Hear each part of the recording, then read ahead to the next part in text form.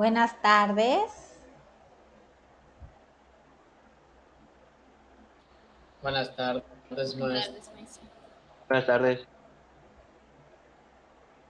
Buenas tardes, maestra. Buenas tardes, maestra. Buenas tardes, maestra. Buenas tardes, maestra. Buenas tardes. Solicito que todos tengan sus cámaras encendidas, por favor.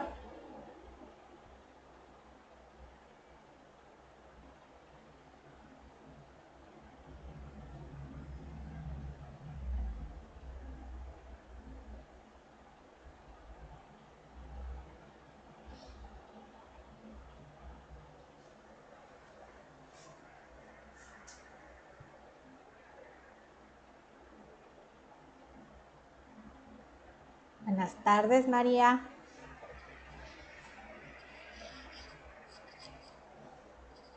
Y bien, chicos, vamos a iniciar con el tema que nos corresponde ver esta semana. Prepárense para tomar apuntes. Recuerden que eso es muy importante.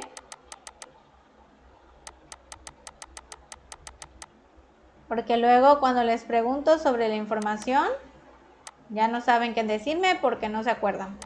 ¿Ok? Entonces vamos a tomar apuntes. Y en un momentito comenzamos.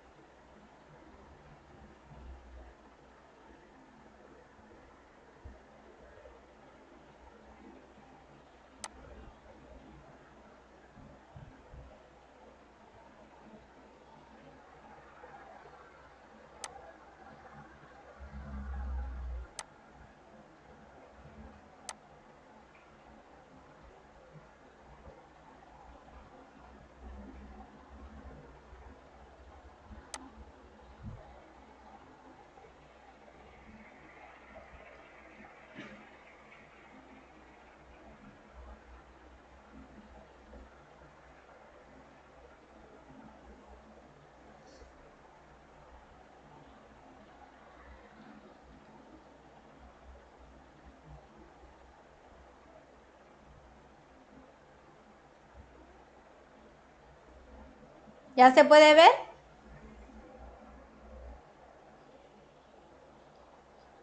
Bueno, sí. Sí, yo sí lo puedo ver, maestra. Sí. Bien, excelente.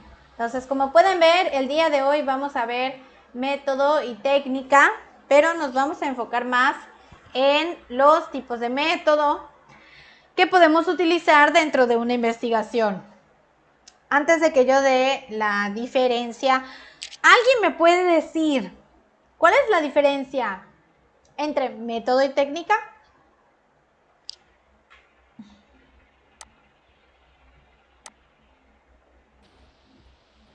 Método es la forma en la que se va a realizar una determinada acción.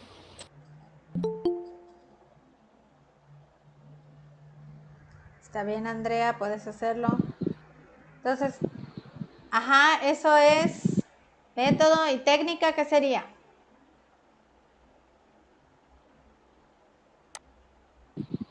El método yo sería como más de la forma de cómo lo vamos a investigar y dónde y la técnica, cómo está desarrollado la forma de investigarlo, ¿no?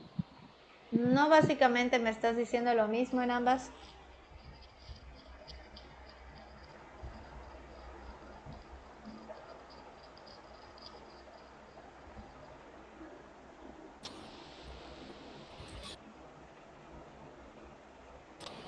Método es la forma en la que se realiza una investigación, mientras que creo que según tengo la técnica es como las herramientas que se va a usar para la elaboración. Ok, muy bien. Muy bien, ¿alguien más? Maestra. Yo. A ver, dígame. El ¿Quién eres método vos? sería que son los pasos que se van a hacer, o sea, los pasos para realizar algo. La técnica es como se va.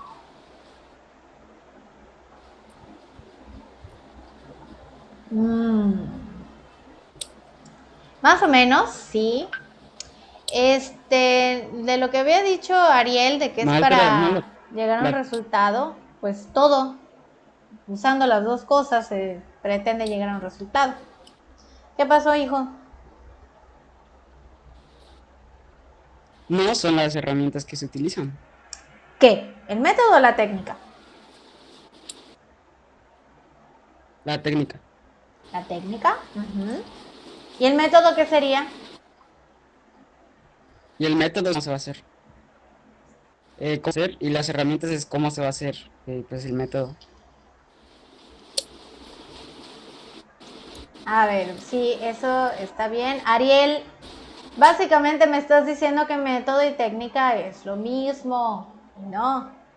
Tal vez fuera del ámbito científico, o sea, fuera de la investigación, sí se puede usar de manera indistinta uno y otro. O sea, como que significan lo mismo.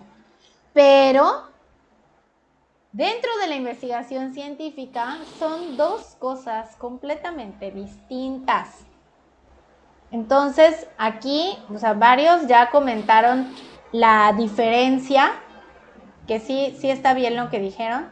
El método es el proceso, son los pasos que hay que seguir para tener nuestra investigación o lo que necesitemos según el método. Y la técnica es la herramienta, algunos han dicho herramienta, los instrumentos o la tarea en específico que debo hacer en alguna parte del proceso para que se pueda completar. Entonces, la técnica se incluye en el método. Ya aquí ya no podemos decir que son iguales, no. La técnica forma parte del método.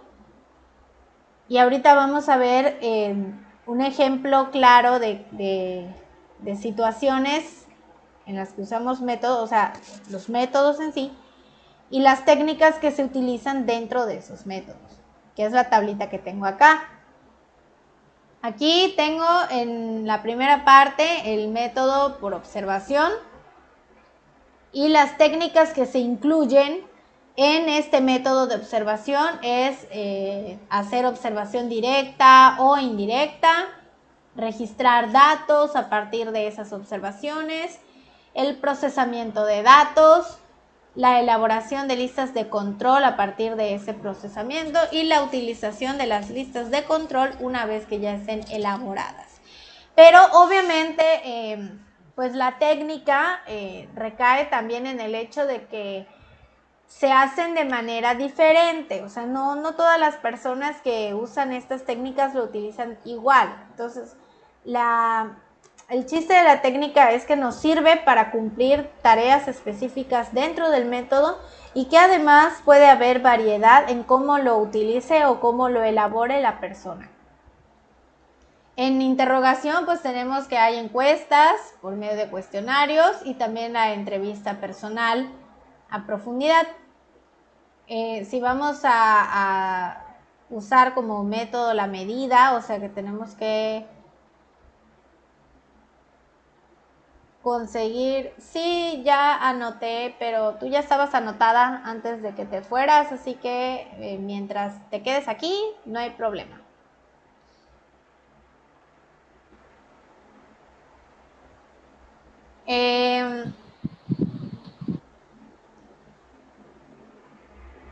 De nada, hija. Entonces, en la medida, pues tenemos que hay elaboración de pruebas o tests, hay técnicas de escalamiento, estadísticas, proyectivas, sociométricas. Entonces, vemos que se pueden utilizar varias técnicas para conseguir mediciones precisas sobre algo.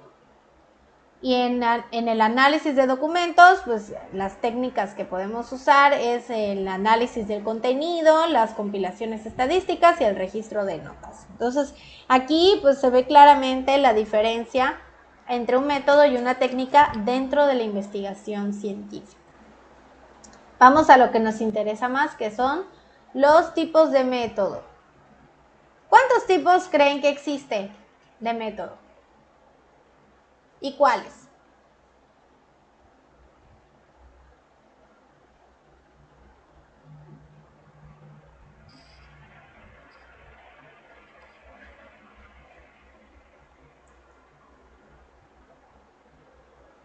El científico.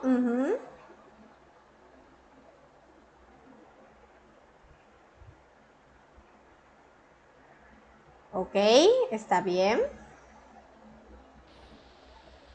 No sé si estoy mal, pero creo que también hay filosófico. Método filosófico, sí, tal vez. Me acaba de iluminar mi cerebro. Método. ¿Cómo era esto de? Ya se me olvidó. Ahorita lo Inductivo recuerdo. mencionó alguien, ok, Ariel. Deductivo, analítico. ¿Lo estás preguntando, Elías, o lo estás diciendo?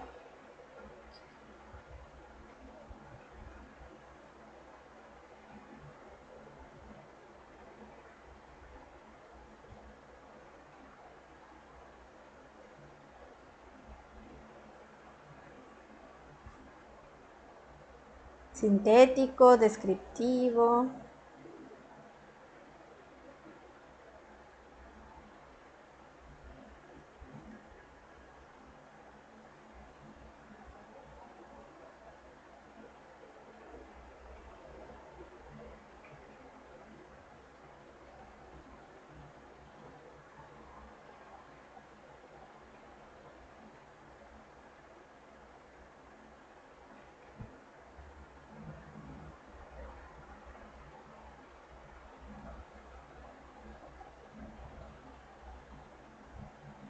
Ok, entonces ya mencionaron varios de los que vamos a ver el día de hoy.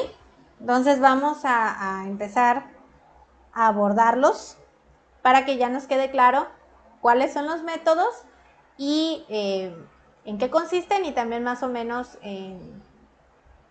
mayormente en dónde se utilizan o qué ciencias las utilizan. Empezando por el método inductivo. El método inductivo es considerado el método por excelencia de las ciencias naturales.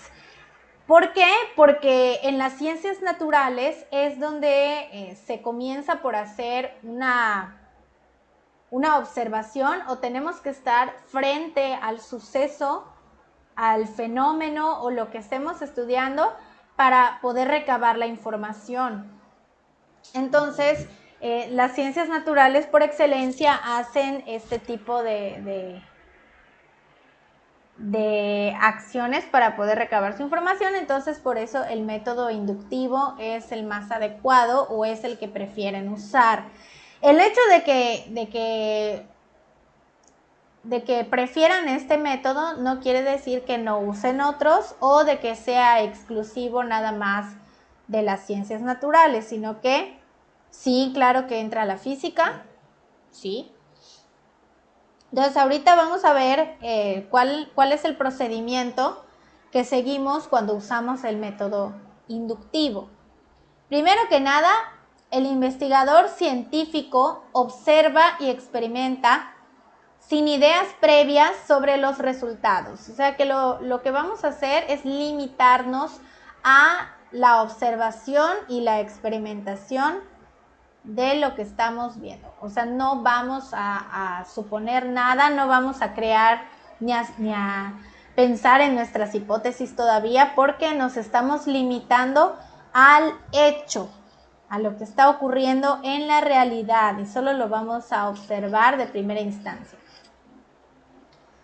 Formula proposiciones o enunciados exclusivamente sobre los hechos que observa. Al momento de estar observando, hacemos anotaciones y vamos haciendo enunciados, vamos escribiendo enunciados, pero esos enunciados tienen que tratar exclusivamente de lo que estamos viendo. No podemos poner otras cosas que no tienen nada que ver, solo de el acontecimiento que estamos estudiando, o del fenómeno o de la situación. Por consiguiente, estos enunciados son particulares particulares porque se refieren a ese hecho que se está observando, y verdadero porque pues estamos ahí y estamos viendo lo que está pasando y no vamos a poner cosas que no son. A partir de propiedades comunes en los enunciados particulares, el científico procede a formular enunciados universales, es decir, patrones que surgen en el conjunto de los hechos singulares. Yo, cuando estoy haciendo mis anotaciones, puedo notar, una vez que ya las tenga y las empiece a analizar, pues que tienen cosas en común, o sea, que van saliendo características en común y patrones, o sea, algo que se da de la misma manera cada vez que yo lo observo o cada vez que le hago algo. Entonces, esas cosas que salen en común, pues yo las voy a utilizar para formular enunciados generales que pues sí coincidan con los enunciados particulares. La formulación de tales generalizaciones debe cumplir estas condiciones. Claro que no podemos hacer un enunciado universal así nada más al garete. Tenemos que seguir estas condiciones que les voy a decir ahora. Las observaciones particulares deben realizarse en diversas circunstancias, de modo que representen todas las condiciones de interés. O sea, no podemos limitarnos a observar el fenómeno en nada más una circunstancia y ya. No, tenemos que variar esas circunstancias en las que se puede dar para que nosotros podamos notar si existe un patrón, o sea que la situación que se dé o la característica en común que pueda tener se da en todas esas circunstancias para que podamos considerarlo al momento de hacer el enunciado universal. Si vemos que no hay alguna que no se da en todas las circunstancias posibles, entonces no la podemos incluir. Solo se van a incluir los que suceden de manera común. El conjunto de enunciados particulares debe ser amplio para que nosotros podamos hacer la comparación y encontrar las características comunes. No puedo limitarme a nada más escribir unas cuantas cositas. No, tenemos que escribir muchos enunciados y de todo, absolutamente todo lo que estamos viendo, para que pueda haber ese análisis completo y podamos decir, pues es que sí ocurre esa característica en todos los casos posibles que yo ya anoté para que lo pueda considerar como algo general. Todos los enunciados particulares deben ser congruentes con el enunciado universal. Es lo que les dije, deben coincidir lo que dice el enunciado universal con lo que ya hemos escrito en los particulares. Desde que pongamos algo diferente y no haya coincidencia, pues no podemos decir que hay una generalización real. Entonces tenemos que tener mucho cuidado al momento de poner estas características o hacer esta generalización, porque si no coincide, entonces no podemos formular una buena hipótesis y al momento de quererla comprobar, pues no se va a poder o va a haber algo que no esté bien. A partir de la ley o teoría expresada en el enunciado universal, el investigador deduce o deriva predicciones o hipótesis. Una vez que yo ya tengo mi enunciado universal, ya puedo suponer algo para que sea sometido a comprobación. Esto que voy a suponer es mi hipótesis, pero yo ya hice todo lo que tenía que hacer para llegar a esta parte. Estas predicciones o hipótesis se someten a verificación por medio de un contraste empírico, es decir, se prueba su veracidad comparándolas con la realidad observable, por lo general con experimentos.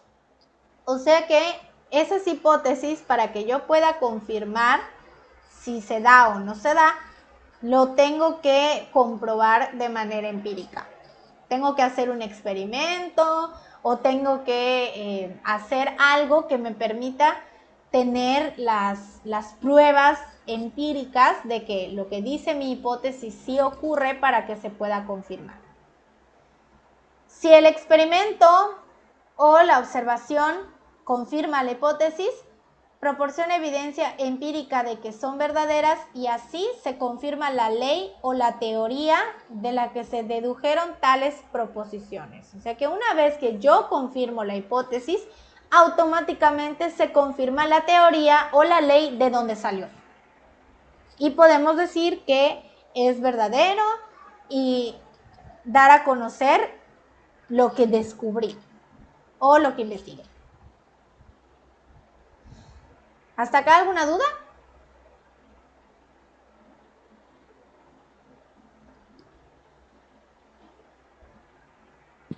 No, maestra. Muy bien, No. entonces vamos con el siguiente. No he terminado. El método inductivo se divide en dos fases. La primera fase es todo lo que ya expliqué y aquí pues está un poco más resumido, pero en la primera fase se le llama fase analítica y es donde descubrimos las leyes o teorías que luego se van a comprobar. Para hacer esto, pues primero observamos los hechos sin hacer ninguna suposición.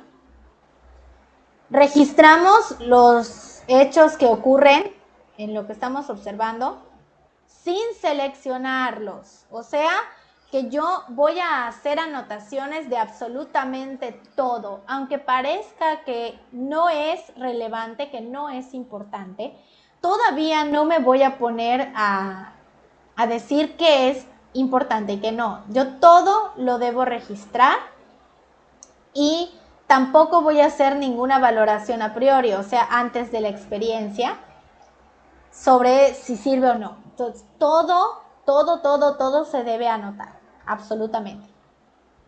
Una vez que ya tengo todas las anotaciones, entonces ya puedo decir qué sirve y qué no sirve por medio de un análisis riguroso de cada una de esas anotaciones y decir, bueno, esta pues sí me va a servir, la clasifico en la información que sí sirve. Esto no me va a servir, la clasifico en donde no sirve. Entonces analizamos y clasificamos esos registros y todavía no hacemos ninguna suposición.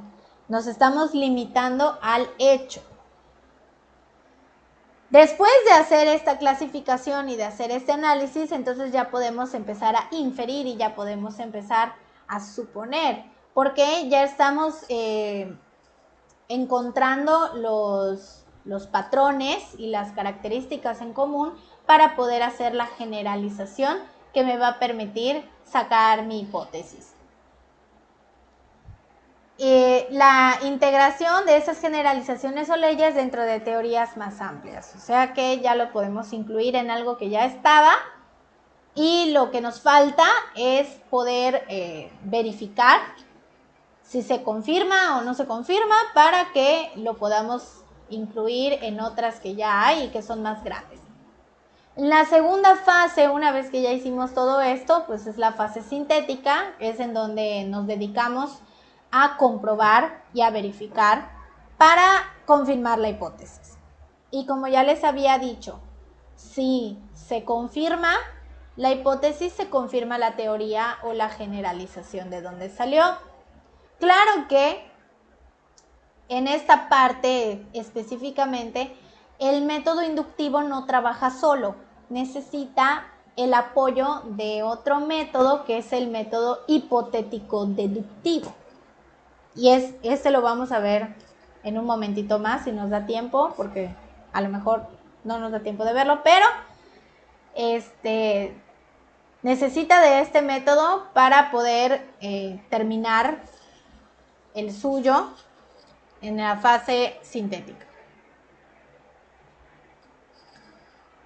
Vamos a ver el siguiente método, que es el deductivo. Este está asociado al quehacer filosófico y científico desde su origen, o sea que desde que empezamos a usar métodos para hacer descubrimientos o para sacar teorías o para cualquier cosa así, se ha utilizado. Desde que surgieron en Grecia los primeros filósofos y se empezaron a preguntar cosas, surgió este método. Y es el más utilizado por cualquier ciencia, sobre todo en las matemáticas y en la lógica, las ciencias formales, pero pues todas las ciencias realmente usan este método.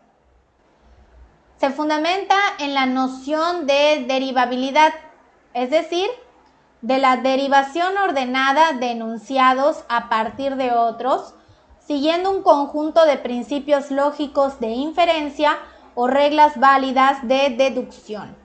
O sea que nosotros, al usar el método deductivo, pues lo que hacemos es que a partir de enunciados generales vamos sacando enunciados particulares y concluimos en algo en particular. A eso se refiere el método deductivo.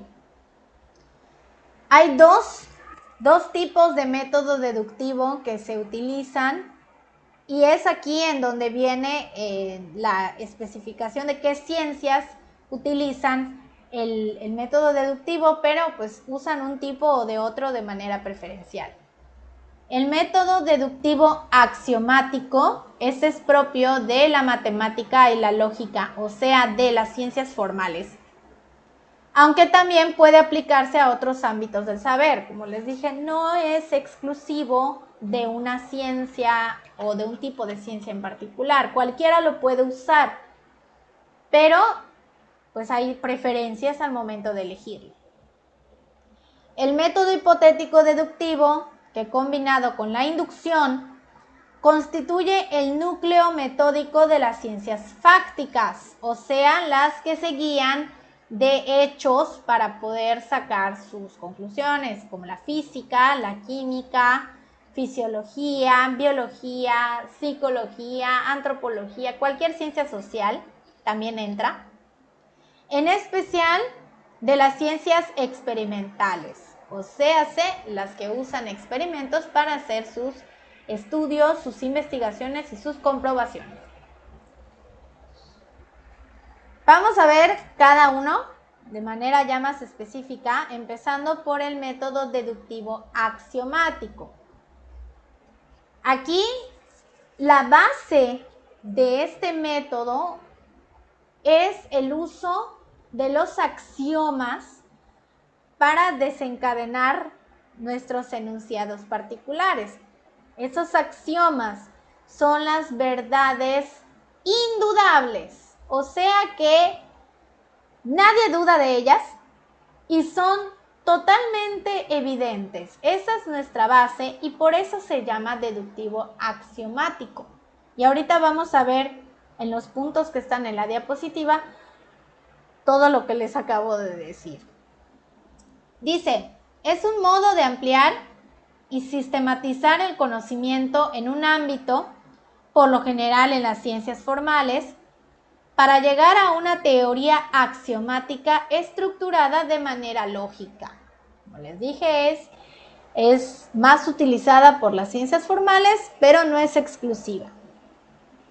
Este es el proceso que seguimos para llevar el método deductivo axiomático.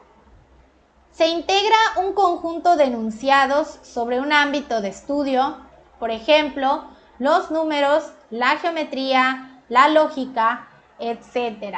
O sea, agarramos enunciados en general y nosotros de ahí vamos tomando o vamos sacando los enunciados particulares que se pueden desprender de esos enunciados universales.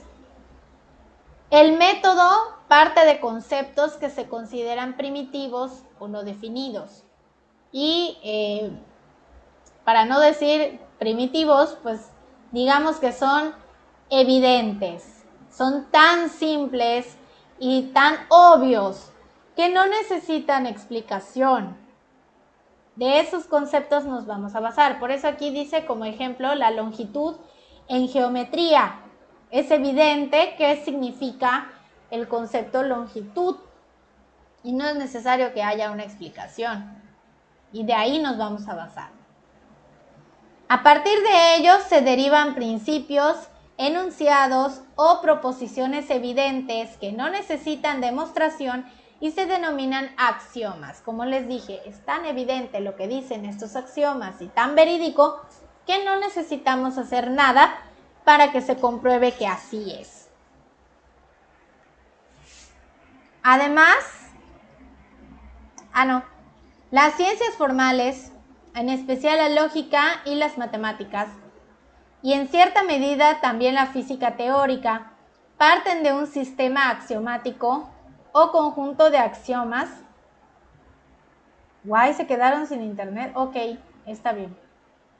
Nada más tienen que ponerse al día después. Axiomático o conjunto de axiomas o enunciados básicos que se admiten sin demostración. Normalmente todo lo que establecen las matemáticas, gracias hijo, todo lo que establecen las matemáticas pues es por axiomas y es evidente. Además de que cada vez que se pone en práctica pues ocurre lo que dice. Y en el caso de la lógica, los axiomas que podemos tomar para desencadenar todo lo demás son los principios lógicos supremos. Eso lo vimos el año pasado. Y esos principios lógicos funcionan como axiomas dentro de la lógica y a partir de ahí es que se desencadenó todo lo que nosotros vimos en esa asignatura el año pasado. Además, el sistema incluye las reglas para combinar estos axiomas con el fin de deducir nuevos enunciados. O sea que no vamos a agarrar los axiomas y los vamos a juntar como queramos para que salgan. No, hay que seguir ciertas reglas y esas reglas pues las establecen los mismos axiomas. Entonces tenemos que ser cuidadosos al momento de guay. Ok, está bien. Como les dije, tienen que ponerse al día luego. Pero sí, hay que seguir ciertas reglas para poder combinar a los axiomas y que surjan esos enunciados que nos sirven para nuestro método deductivo. Se trata de un proceso de derivación a partir de los axiomas básicos. Cada uno de los enunciados deriva de otros inmediatos de acuerdo con las reglas de transformación. Como les dije, pues hay que seguir esas reglas para que nosotros saquemos nuestros enunciados particulares de esos universales que contienen los axiomas básicos.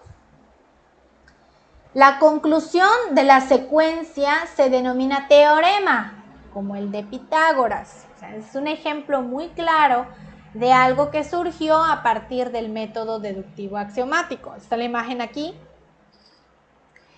Y vemos que pues este teorema desde que surgió y desde que se descubrió y desde que se confirmó, pues se ha utilizado hasta la fecha y en tiempos futuros seguramente se seguirá utilizando como tal.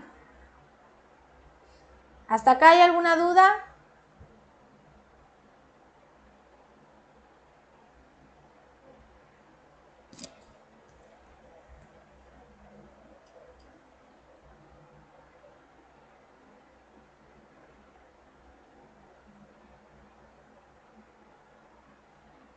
Tomaré eso como un no. Vamos a continuar. El método hipotético deductivo. Este ya lo mencionamos en el método inductivo. Y como les dije, pues hay métodos que pues, se ayudan entre sí, se complementan y este es uno de ellos. Para que nosotros podamos manejar o utilizar el método hipotético deductivo, necesitamos que haya un proceso inductivo antes. El método hipotético deductivo es la forma del método deductivo que prevalece en las ciencias que intentan explicar los fenómenos de la realidad natural y social susceptibles de ser observados.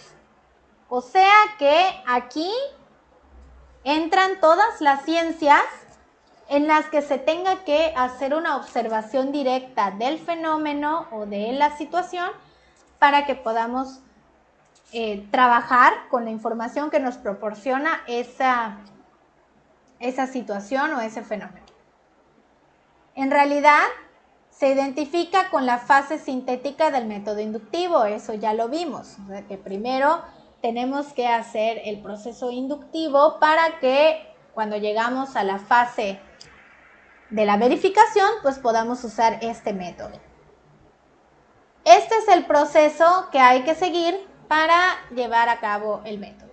Primero, como toda deducción, parte de un enunciado general, de un conjunto de principios básicos, equiparables en cierto modo a un sistema axiomático, de una teoría científica o de un conjunto de resultados de estudios previos de investigación. Es como les había comentado, hay que hacer el proceso inductivo primero para que cuando salga el enunciado general, que es el conjunto de todos los particulares que se fueron anotando en su momento, nosotros podamos partir de ahí para poder llevar a cabo nuestro método hipotético. De ese enunciado general se deriva una hipótesis o predicciones, enunciados conjeturales específicos. Y a partir de ahí, de ese enunciado, pues ya podemos hacer nuestras suposiciones con respecto a la situación que estamos estudiando.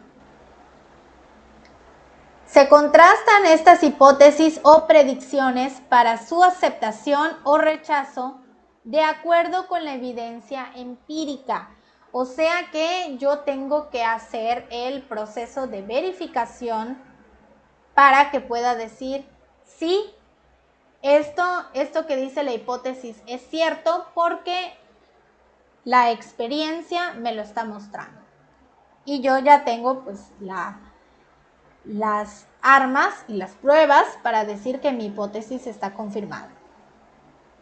El resultado permite o no confirmar el enunciado general o la teoría. Y repito, una vez que la hipótesis se comprueba, la teoría también se comprueba.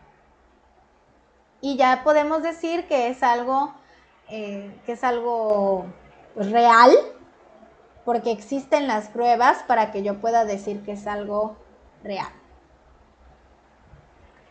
Los siguientes, que son los métodos analítico y sintético, pues estos métodos se utilizan más que nada para complementar a los anteriores y a los que todavía no hemos visto, pero sirven como complemento más que nada.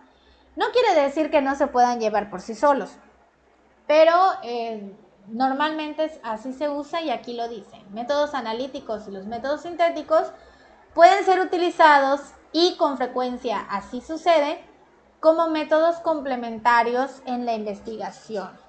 Y una vez que los utilizamos casi vienen junto con pegado. Desde que haya un analítico también hay un sintético.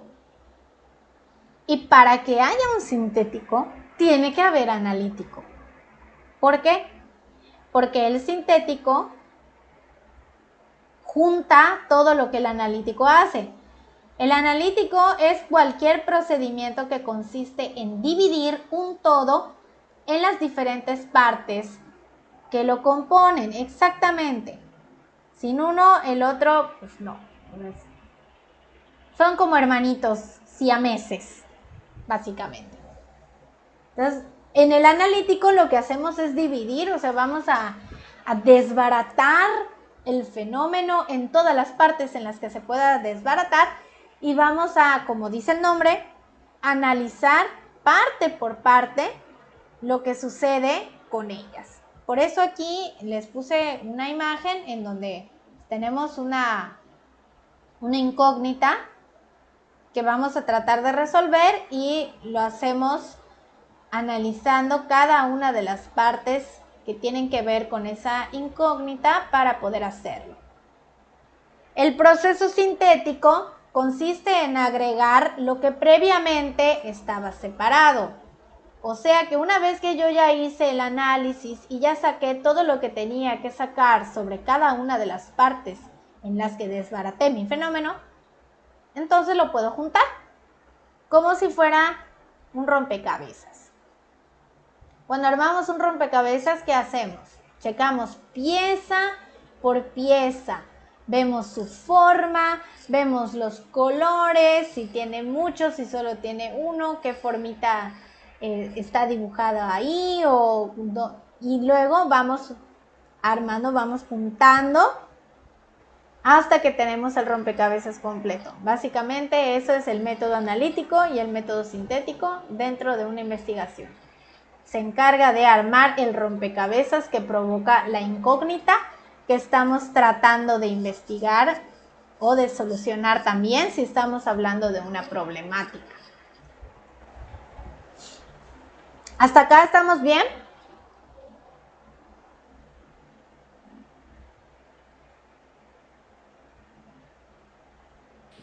Sí, maestra.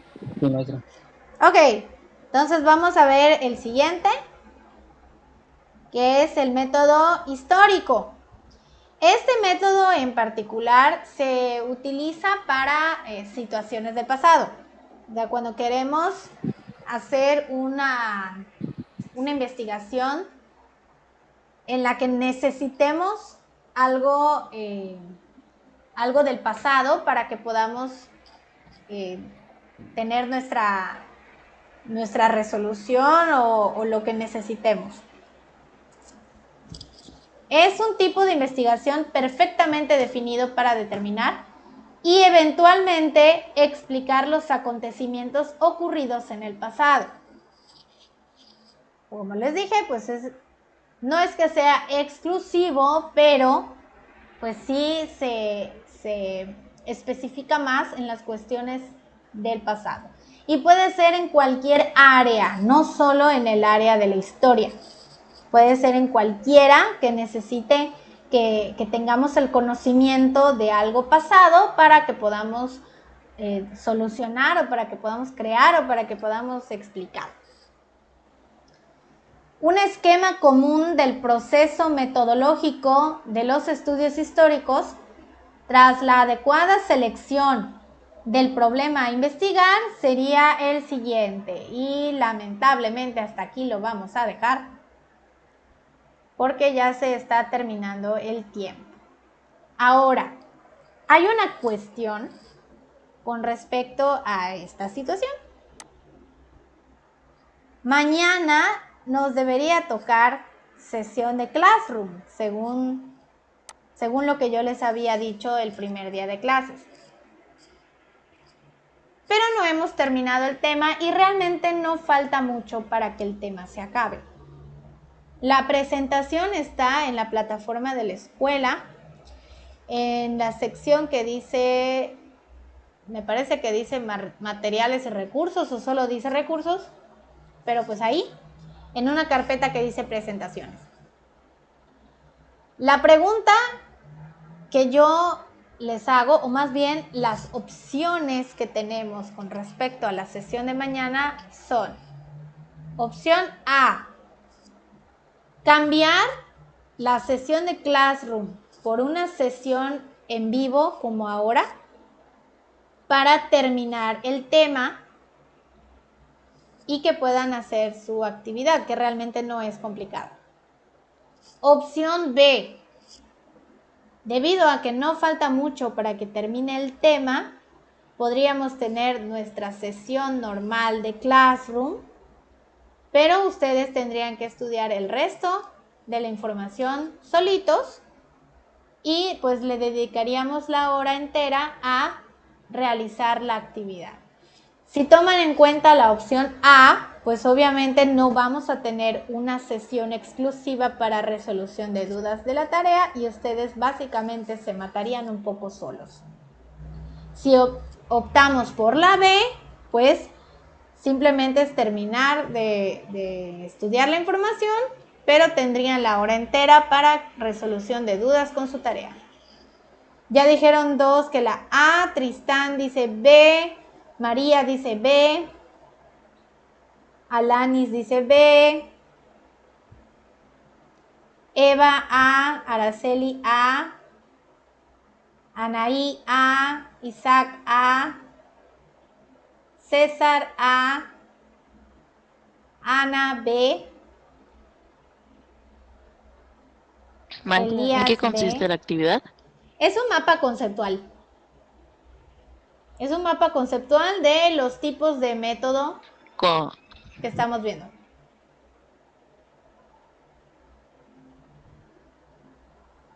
Entonces veo que la mayoría decidió la opción, Maestra, diga. le quería preguntar si el día de hoy tiene un grupo antes que nosotros. Sí.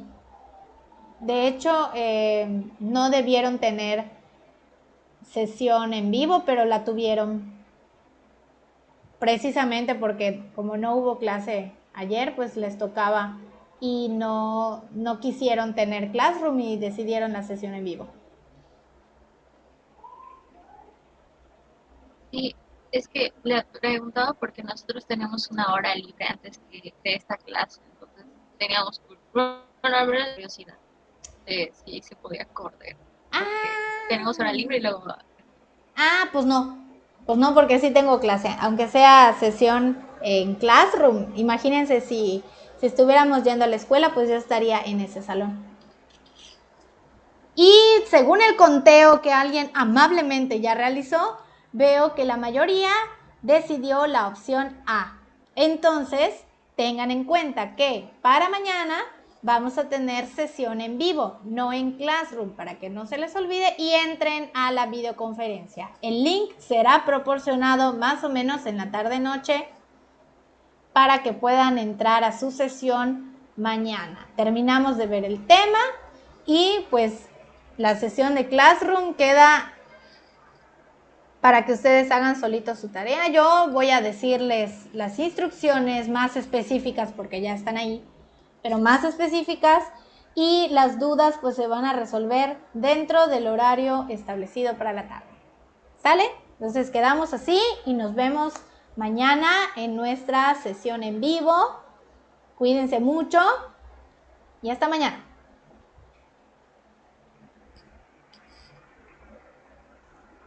Adiós, Para que maestra. tengan una feliz Adiós. tarde. Bye, maestra. Adiós. Adiós, maestra. Adiós. Adiós, maestra. Adiós. Maestra, Diga. yo tengo una duda. Dígame. Eso de, yo estoy ingresando esta semana apenas y veo que ya marcó Hadas. Eso de, ¿me va a dar chance para entregarlas o cómo? Pues claro que sí, sí todavía estás empezando, pero pues hay que checar el Classroom porque ya van 2 actividades con la que vamos a hacer pues 3. Entonces tienes que ponerte al día. Ok, gracias, maestra. De nada, hijo. Maestra. Nos vemos mañana. La maestra, Chao. maestra. ¿Qué pasó, María? ¿Usted sabe qué pasó con Virginia, con la maestra Virginia? La maestra Virginia ya no está con nosotros. ¿Qué le pasó, maestra? Ajá, ¿qué le pasó? Pues no le pasó nada, simplemente pues, ya no trabaja con nosotros. Simple. Ay, sí. Está bien.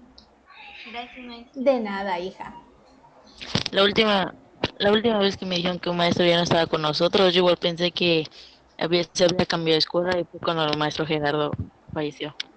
Sí, eso duele todavía. Pero no es el caso de la maestra Alejandra, no se preocupen. Ay, está bien. Pero aún así duele. Sí.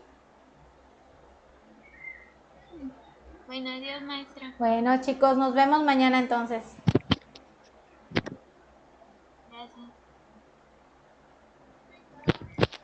Entonces mañana hay videoconferencia. Sí, mañana videoconferencia a la hora que nos toca clase, que me parece que es a la 1 también. Sí, maestra, gracias, cuídese. De Tenga linda nada. tarde. Gracias igualmente. Adiós.